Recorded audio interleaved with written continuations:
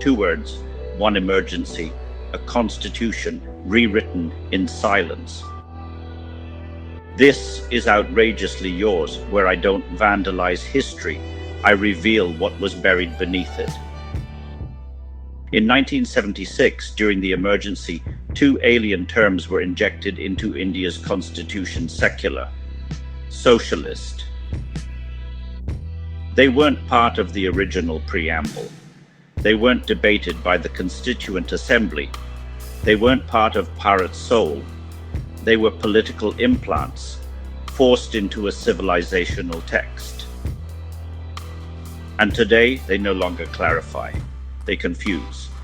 Back in 1950, India didn't label itself secular. It simply lived pluralism. It didn't preach socialism. It built equity through policy, not propaganda. Because India isn't Europe. It wasn't forged in war.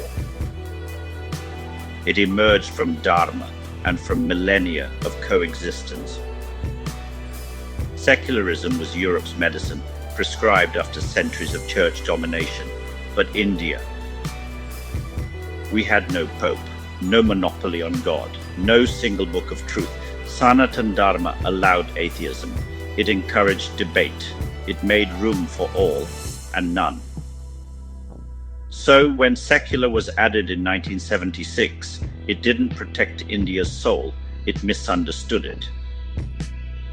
We moved from Dharma to doctrine, from lived culture to legal compartments. Socialist was never a civilizational ideal. It was a Cold War signal, inserted by Indira Gandhi to echo Soviet loyalty.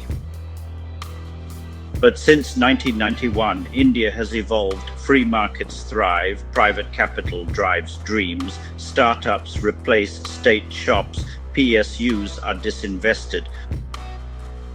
Yet, the Constitution still clings to socialist, like a museum label on a living organism.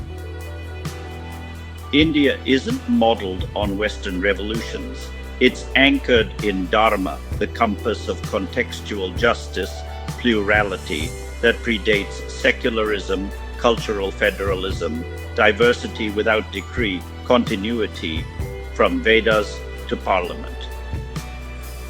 To stamp secular and socialist on this ancient mosaic is like carving Roman alphabets into a temple wall. It doesn't fit. It never did. The preamble isn't just symbolic, it's sacred, and sacred things must speak the truth. If these words had to be inserted, they didn't belong. India doesn't need borrowed categories, it needs civilizational clarity.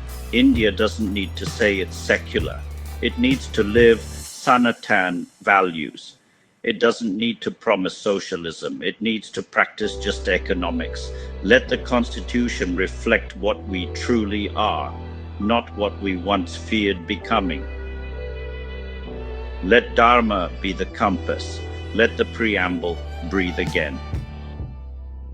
This is outrageously yours, where silence isn't absence, it's strategy. Until next time, keep disrupting.